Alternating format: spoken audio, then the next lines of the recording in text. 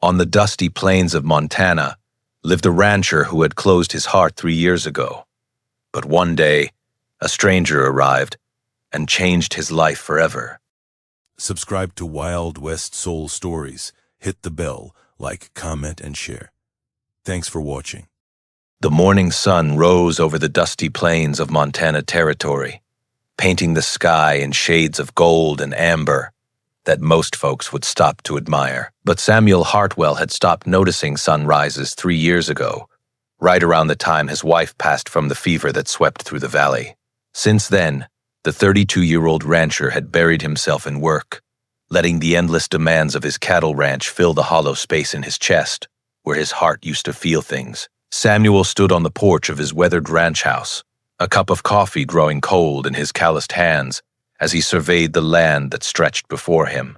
2,000 acres of prime grazing land, 300 head of cattle, and not a single soul to share it with. His ranch hands came and went like tumbleweeds, never staying long enough for Samuel to learn their middle names or remember how they took their morning meals. The isolation suited him fine, or at least that was what he told himself every night when the silence of the empty house pressed down upon him like a physical weight. He had built walls around his heart as sturdy as the fences that lined his property, and he intended to keep them standing. That particular morning brought a stranger riding up the long dirt road that led to the Hartwell Ranch. Samuel squinted against the brightness, watching the approaching figure with the cautious eye of a man who had learned that trust was a commodity more precious than gold in these parts. The rider was small, sitting atop a tired-looking mare that had seen better days.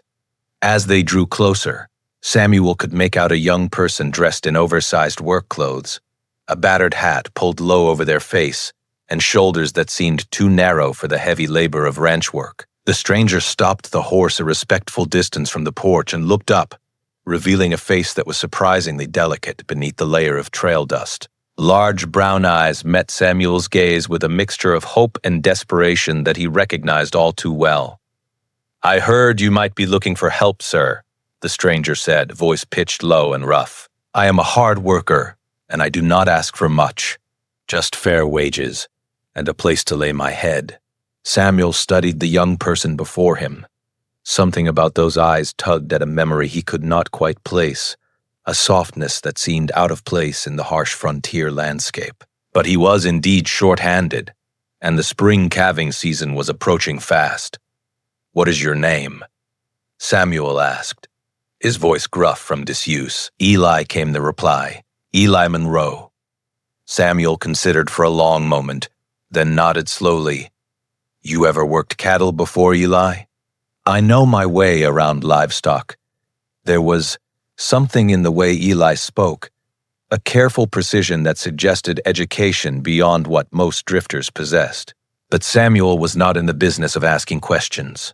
Every man who wandered into Montana Territory was running from something, and he figured Eli was no different. "Bunkhouses out back," Samuel said finally. "You start tomorrow at dawn. Do not be late." The grateful smile that crossed Eli's face transformed those delicate features into something almost beautiful. And Samuel felt an unfamiliar flutter in his chest that he quickly dismissed as indigestion. As the days turned into weeks, Samuel found himself constantly surprised by his new hire. Eli worked harder than men twice his size, arriving before dawn and staying until the stars emerged overhead. The young worker had a gentle way with the animals that the cattle seemed to respond to, and more than once Samuel caught Eli singing softly to a frightened calf or speaking tender words to a laboring cow. But it was the small things that began to chip away at the walls Samuel had so carefully constructed. The way Eli would leave a fresh pot of coffee on the porch railing before Samuel even emerged from the house. The wildflowers that started appearing in a tin cup on the kitchen windowsill, replaced every few days with new blooms. The quiet companionship of working side by side in comfortable silence, broken occasionally by Eli's soft humming. For the first time in 3 years, the ranch began to feel less like a prison and more like a home. One evening, as the summer heat gave way to the cool breath of twilight, Samuel found himself sitting on the porch with Eli beside him, watching the sun sink below the distant mountains.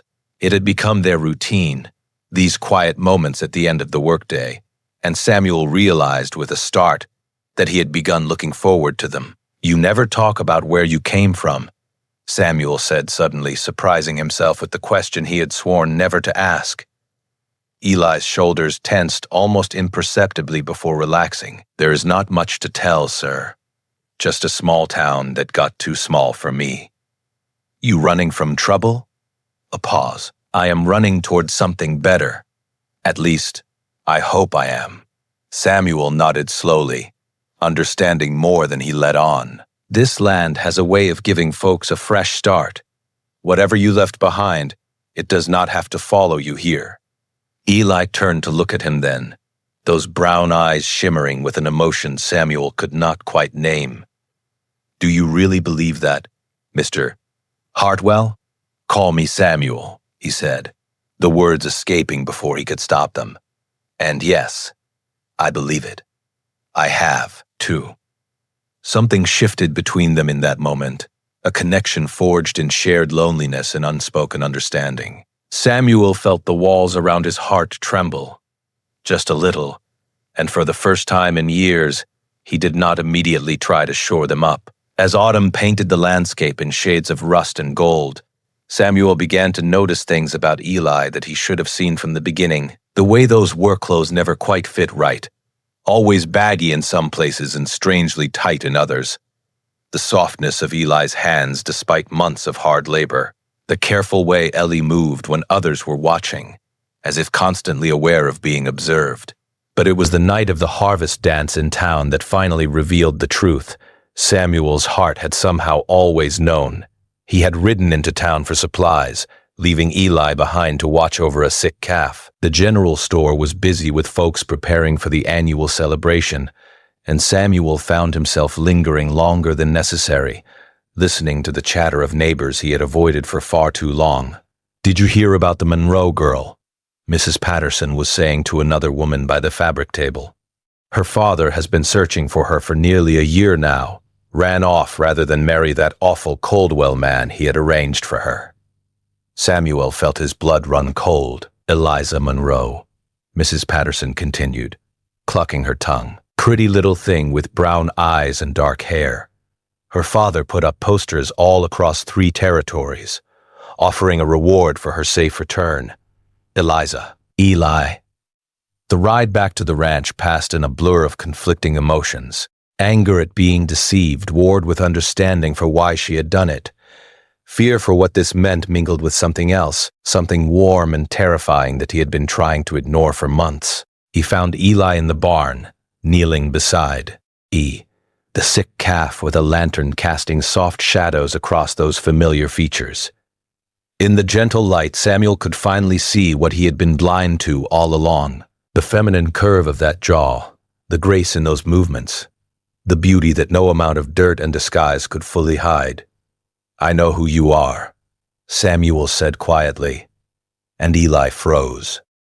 Slowly, she rose to her feet and turned to face him, her eyes bright with unshed tears. "Samuel, I can explain. Your name is Eliza Monroe. Your father is looking for you. Please, you do not understand. He wants to force me to marry a man old enough to be my grandfather, a cruel man who has already buried 2 wives under suspicious circumstances. I would rather die than go back to that fate." The desperation in her voice cut through Samuel's confusion like a knife. He took a step closer, then another, until he could see the fear and hope warring in her eyes. "Why did you not tell me the truth? Would you have hired me if I had? A woman alone running from her family? You would have sent me away, and I had nowhere else to go." A tear escaped down her cheek, and then, as time passed, "I wanted to tell you. So many times I almost did. But I was afraid you would look at me differently, that everything would change." "Everything has changed," Samuel said softly, "but not in the way you fear." Eliza looked up at him, confusion mixing with the tears on her face. "What do you mean?" Samuel took a deep breath, feeling the last of his carefully constructed walls crumbling to dust. "I mean that I have spent 3 years building a fortress around my heart, convinced that I would never feel anything again. And then you came along with your singing and your wildflowers and your gentle ways, and you made me remember what it feels like to be alive. Samuel, she whispered, her voice breaking on H's name. I do not care that you are not who you said you were. The person I have come to know, the person who works harder than anyone I have ever met, who shows kindness to every creature on this ranch, who brought light back into my dark and lonely world. That person is real. That is who you truly are. Eliza closed her eyes, more tears streaming down her face. I thought when you found out, you would hate me. I thought I would have to run again. The only place you are going, Samuel said, reaching out to gently cup her face in his work-roughened hands, is nowhere. If you want to stay, this is your home now. This will always be your home. She looked up at him then, her brown eyes searching his face for any sign of deception, and finding only truth. I have been so scared for so long, running, hiding, pretending to be someone I am not. I forgot what it felt like to be safe. You are safe here, Samuel promised. I will make sure of it. The weeks that followed were filled with a tentative new beginning. Eliza no longer had to pretend, and Samuel watched in wonder as she blossomed like the wildflowers she loved so much. She let her hair grow out from the shortcut she had maintained as part of her disguise, and Samuel found himself mesmerized by the way the dark waves caught the sunlight. They talked for hours each evening, sharing stories of their pasts and dreams for the future. Eliza spoke of her mother who had died when she was young, and the father who had grown cold and controlling in his grief. Samuel told her about his late wife, about the love they had shared and the pain of losing her, and about the walls he had built to protect himself from ever feeling that kind of loss again. I understand those walls, Eliza said one night as they sat together watching the stars emerge. I built my own when I ran away. I told myself I would never let anyone get close enough to hurt me again. Samuel reached over and took her hand in his, marveling at how natural it felt. Maybe we can take down those walls together, one stone at a time. She smiled at him, and his heart performed a maneuver that should have been impossible for a man his age. I would like that. The trouble came, as it always does, on an ordinary Tuesday morning. Eliza was hanging laundry on the line when she heard the sound of approaching horses. Her blood turned to ice as she recognized the man leading the group. Her father sat astride a tall black horse, his face hard and unforgiving, flanked by 3 hired men whose presence spoke of intentions that went beyond a simple family reunion. There you are, her father said, his voice cold as a winter wind. Did you really think you could hide from me forever, girl? Samuel emerged from the barn at the sound of voices, his protective instincts flaring to life at the fear he saw in Eliza's eyes. He walked to stand beside her, placing himself slightly in front of her in a gesture that was both subtle and unmistakable. "Can I help you, gentlemen?" he asked, his voice steady. "This does not concern you, rancher," Eliza's father said dismissively. "I am here to collect my daughter and take her back where she belongs. With respect, sir, she is not your property to collect. She is a grown woman capable of making her own choices." The older man's face flushed with anger. "She is my daughter, and she will do as I say. She is promised to William Caldwell, and the wedding will proceed as planned." "I will never marry him," Eliza said, finding her voice despite the terror coursing through her veins. "You cannot force me, father. Now get on this horse before I have my men drag you." Samuel took a step forward, his jaw set with determination. "The lady has made her wishes clear. I think it is time for you to leave my property. And who are you to tell me what to do with my own daughter?" "I am the man who loves her," Samuel said, the words ringing out clear and true across the morning air. "And I will not stand by while you try to sell her to the highest bidder like livestock." Eliza's breath caught in her throat. She had suspected, had hoped, but hearing Samuel declare his love so openly filled her with a courage she did not know she possessed. She stepped forward to stand beside Samuel, taking his hand in hers. "Father, I left because I refused to be traded away for your business interests. These past months I have built a life here. I have found happiness, and I have found love. She looked up at Samuel, her eyes shining. I love him, Father, and if that means you disown me, so be it. I would rather live as a rancher's wife than as a wealthy man's prisoner. Her father sputtered, clearly unprepared for such defiance. You would choose this common farmer over everything I have built for you. I would choose him over all the riches in the world, Eliza said firmly, because he sees me, not as property or a bargaining chip, but as a person worthy of respect and love. He is worth more than any fortune you could offer. For a long moment, her father stared at her, his expression unreadable. Then, something shifted in his eyes, a softening that Eliza had not seen since before her mother's death. Your mother was the same way, he said quietly. Stubborn as a mule, and twice as determined. She chose me over her family's objections, you know. Gave up everything for a poor merchant, with big dreams. Eliza stared at him, shocked by this glimpse of vulnerability. I did not know that. I forgot it myself, somewhere along the way. He looked at Samuel then, truly looked at him, taking in the strong hands, the honest eyes, the protective stance. You love her? Truly? More than I have words to express, Samuel replied. I spent years thinking I would never feel anything again after I lost my wife. Your daughter brought me back to life. I will spend the rest of my days making sure she knows how precious she is. A heavy silence hung in the air. Then, slowly, Eliza's father dismounted from his horse and approached them. He stopped in front of Eliza, and for a terrible moment, she braced for his anger. Instead, he reached out and gently touched her cheek. You look so much like your mother right now.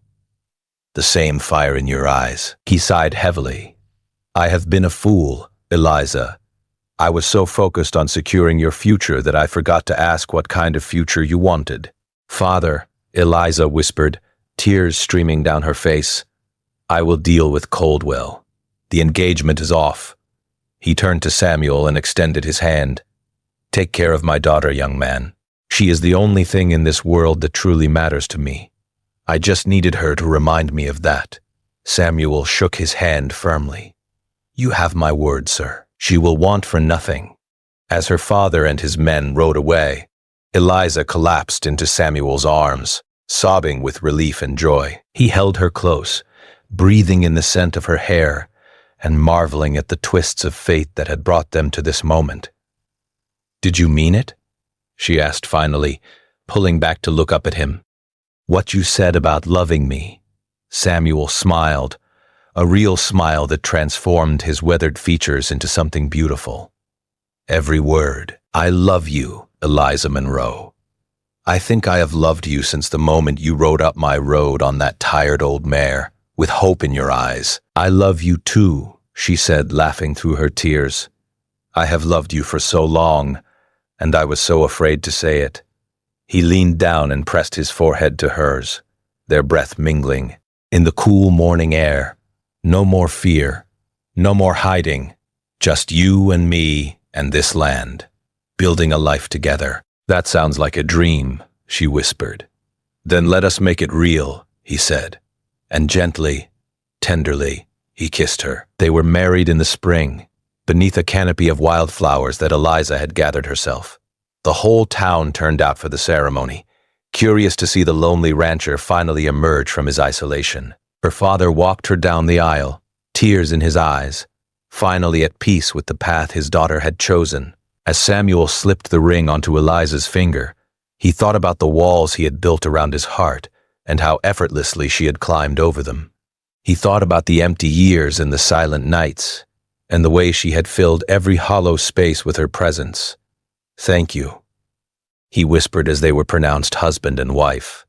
For what? She asked, beaming up at him.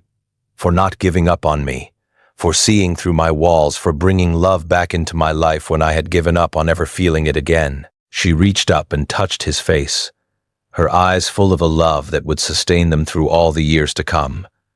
Thank you for giving me a home, for seeing me when I was trying so hard to be invisible, for loving me exactly as I am. As they walked together toward their future, hand in hand beneath the Montana sky, Samuel knew that the lonely rancher was no more. In his place stood a man blessed beyond measure, with a love story for the ages, and a partner who had taught him that the greatest secrets are often the ones that lead us home. The Hartwell Ranch flourished in the years that followed, filled with the sound of children's laughter and the love of a couple who never forgot how close they came to missing each other entirely. And every evening they sat on that same porch where it all began, watching the sunset and thanking the heavens for the twisting path that brought them together. Some secrets they learned are simply blessings in disguise, waiting for the right moment to reveal themselves. And some loves are worth every trial and tribulation, every moment of fear and every leap of faith. Theirs was that kind of love, the kind that changes everything, the kind that lasts forever. The end.